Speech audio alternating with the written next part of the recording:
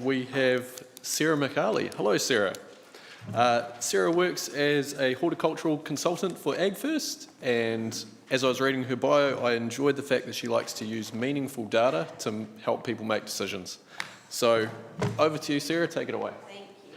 And yes, a real life person this time. So I'm Sarah.mcarley with AgFirst Consultants. Throughout the lead up to and then the aftermath of Cyclone Gabrielle, AgFirst were involved with a range of different decision-making scenarios, but predominantly with the pipfruit industry. So that's what I'm going to talk to today, playing a role alongside the wider industry support network to those growers that were affected. And we've just got some what we did and what was going on at the time, just to demonstrate that charting the course after the cyclone.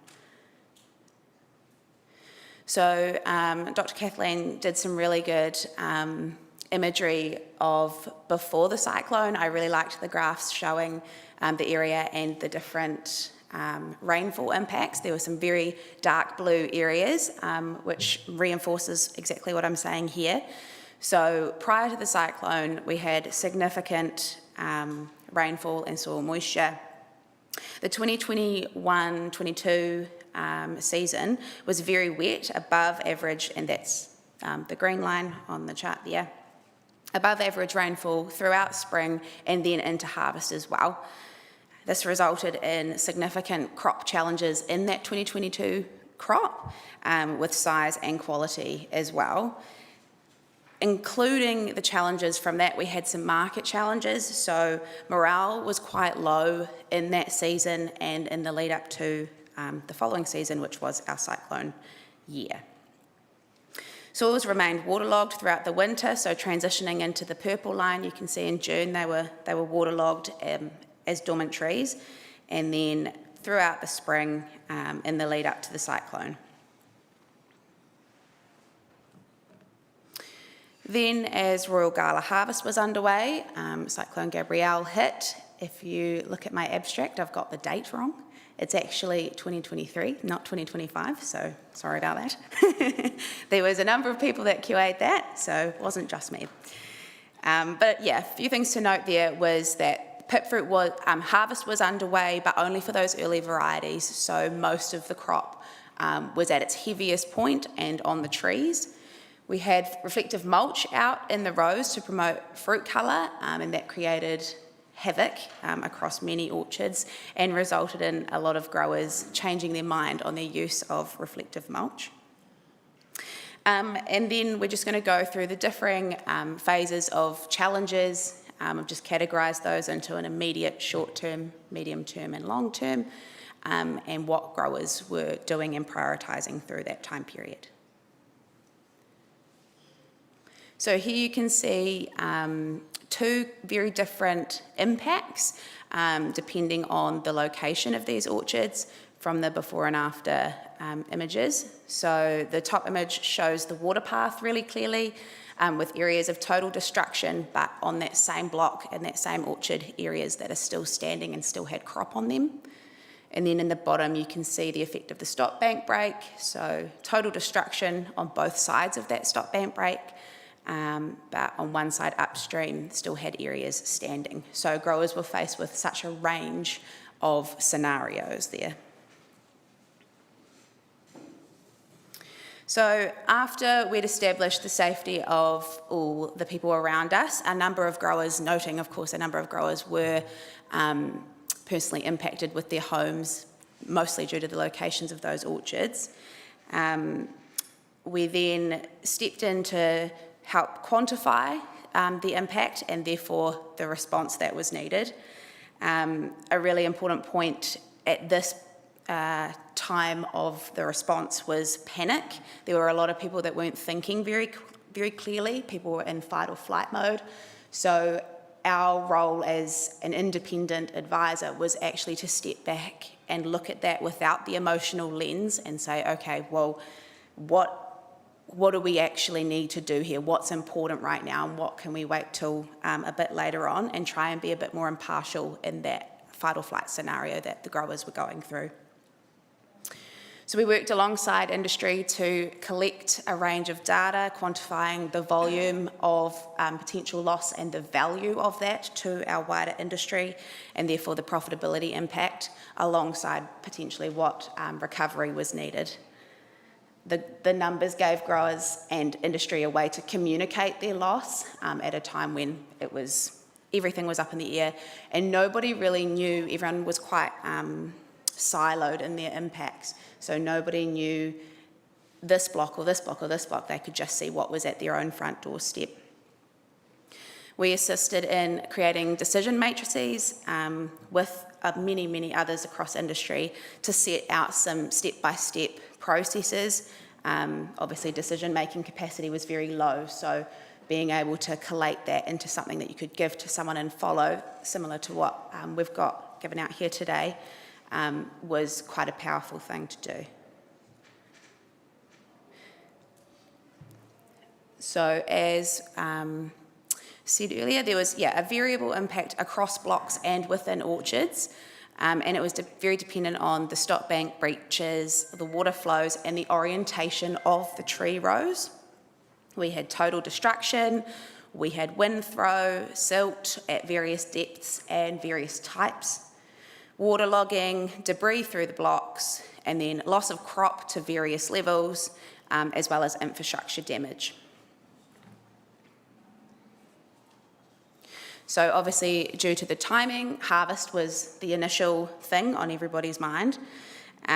This was, of course, a very challenging harvest. There was lots of issues with accessibility, being able to get into the orchard in the first place, and how the pickers were able to pick and how the bins were able to be moved through various silt issues, but as well as, like, was the road accessible? Was the bridge through to that block accessible? Food safety was a really important factor at the time. A lot of growers identified a flood line and then either dropped the crop or all the fruit below that flood line was unable to be harvested, and then following advice from NZAPI and marketers and the packers, fruit above that line was able to be harvested safely. Obviously, there's also the challenges of the mud in the bins, and it kept raining as well. So it wasn't a good harvest despite all of the other issues. And maintaining morale was obviously very difficult at this time. Information transfer was really important. Ross created a WhatsApp group on the 23rd of February. It ended up, I had a look back through, had about 200 members in there. People could come and go as they pleased. Some growers found it too overwhelming to be involved, others found it really useful, and there was a wide range of people in the group who were able to provide photos or messages or support, or I have this digger, do you need it, sort of situation.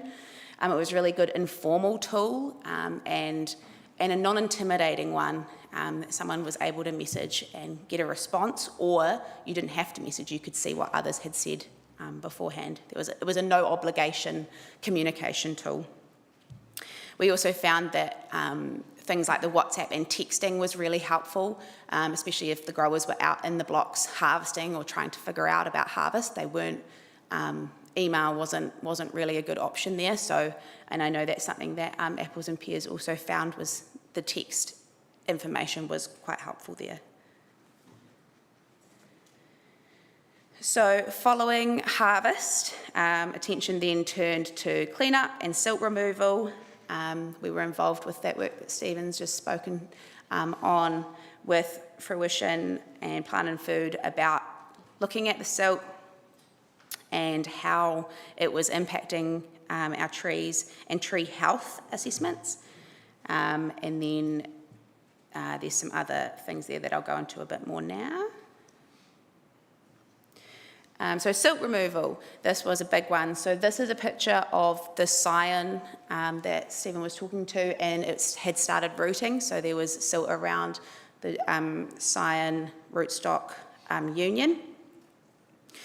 Silt removal was based on a range of different things, but Block economic status really came into it, remembering we'd had some difficult seasons leading up, so the profitability of the variety and whether it was worth putting those inputs in was a big consideration, as well as the rootstock susceptibility and its productive potential.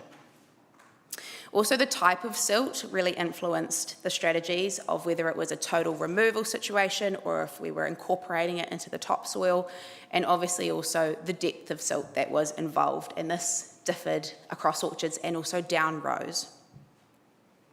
And then, yes, clearing the silt around the scion union, which is the variety part of the tree, and it starts to push roots out and overpower the rootstock characteristics, which has long-term impacts on vigour and crop quality. So that was quite an important one.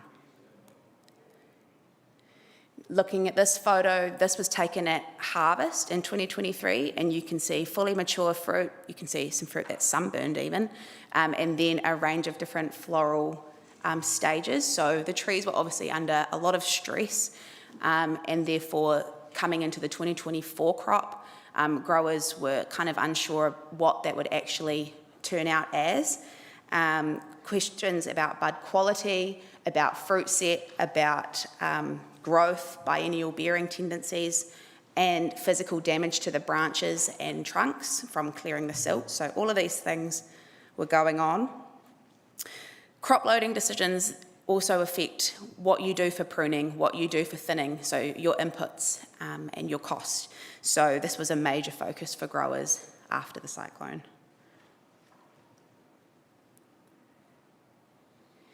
We found a big correlation between those blocks that had good subsurface drainage and their tree health recovery compared to those with poorer drainage. Another point to note here was that blocks which have historically considered to have good drainage because they're on closer to the rivers with sandy soil, they actually stayed inundated and flooded for quite a long time with the high groundwater table, so they had quite adverse effects to the tree health in those blocks.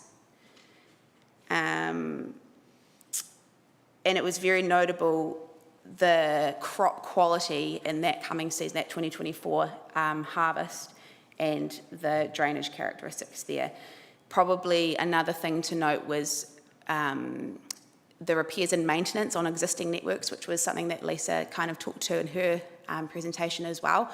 Subsurface drainage is under the ground and you can't see it, so you kind of forget that you need to repair it and maintain it, get the roots out. So a lot of systems weren't at optimum coming into the cyclone, and those ones, even though they have subsurface drainage, were affected as well. So after that sort of harvest, we've set up the crop at spring. That next year was a variable year in terms of crop outcomes. A few speakers before me have talked to that. It was also climatically a poorer spring in terms of fruit size, and as a result, our yield did not recover in the way that we were expecting. So industry as a whole overestimated the 2024 outcomes, both climatic influence but also from the cyclone recovery.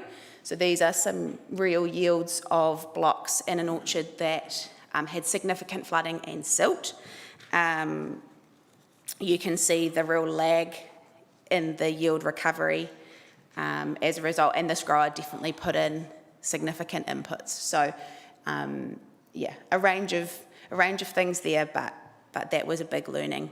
When we look back, the 2020 December hailstorm in Nelson, the lag recovery there as well as a result of the tree stress was another thing that then we see echoed. Different type of event, but similar type of response in terms of yield recovery.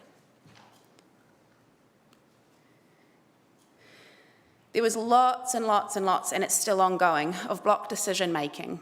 Do we recover the blocks? Do we redevelop the blocks? Or do we remove the blocks completely? The cyclone created a catalyst at a time where decisions were being needed to make by many people anyway. It did have some positive impacts in that it kind of forced that change. It particularly gave growers who were considering retirement in the back of their mind an excuse to actually take that step. And we did do quite a lot of work with owner-operators in their succession planning as a result, faced with this question. So then for those that were wanting to continue and those where retiring wasn't an option, there was a lot of different decisions that needed to be worked through in order to get blocks back to where they wanted to be or improved. Replacing trees, grafting them over, changing land use completely was often a consideration. And an understanding of the market trends, the cost of production, and your capital availability was all things that came into this decision making. So kind of brings us to now. 2024 still had a lot of severely affected growers undergoing clean-up and silt removal. Most of that is completed now. Our 2025 crop, thank goodness, was a really good one. There was improved market prices and improved size and yield, and it's given growers a bit of a cash flow boost, a boost to morale, and therefore a bit more kind of new energy to move past those previous few seasons and figure out what's next for them. There's definitely been a trend in growers taking learnings on their subsurface drainage. A lot of new planted blocks have a tighter grid of drainage, and definitely that implementation of regular repairs and maintenance and remembering that it's there in the first place and it needs to do a very important job. And then the resilience on plantings that drainage provides. And of course, ongoing block decision making, where they've maybe cleared the land and it's been fallow for a season now. What's going to happen to that, and where the orchardist wants to go going forward. And that's me.